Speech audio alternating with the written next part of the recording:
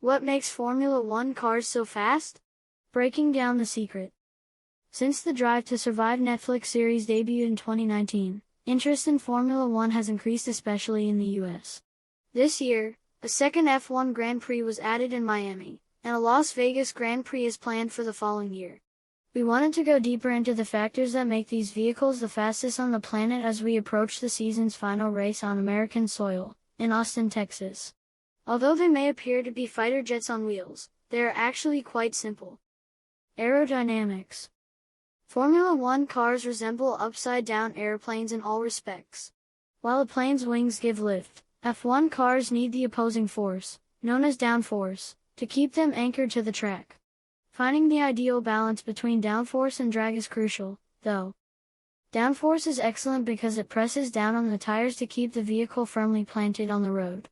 However, as they accelerate quicker, F1 vehicles generate greater downforce, which might cause them to slack off on straightaways.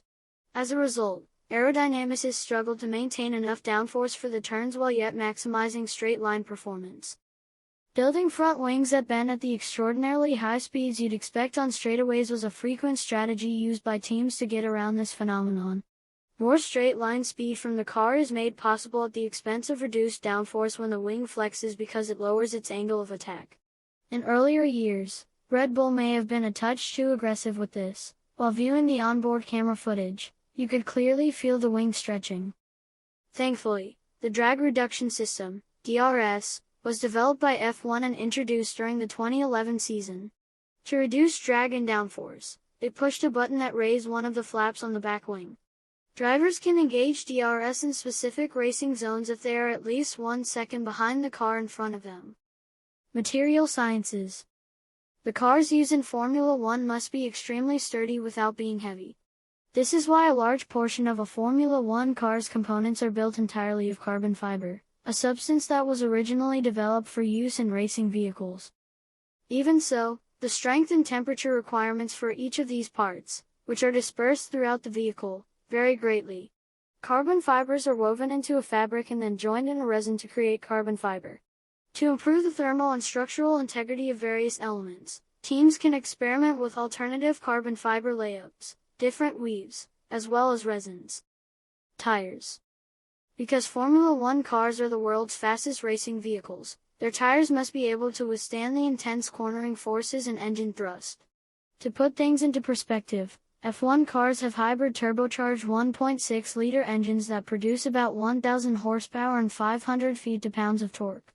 They also have enough downforce to produce up to 4 Gs when cornering.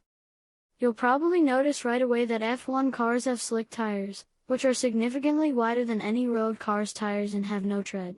Because there is less tread, more rubber may contact the road, enhancing traction. That's terrific, but when these race-specific tires are cold, they create virtually no grip. Due to the enormous stresses they encounter during a racing lap, F1 racing rubber is made to operate at substantially greater temperatures. The rubber compound of the F1 tire, which is significantly stickier, and consequently less durable, than what you'd find on a road car, is largely responsible for its performance. While the tires on your road car are built to last, Formula One tires won't last all the way to the finish line since drivers must stop for pit stops. Tire blankets are frequently seen being used by teams in television broadcasts to keep the rubber warm before the cars leave the pit garages. Essentially, the tires are wrapped in extremely powerful electric blankets.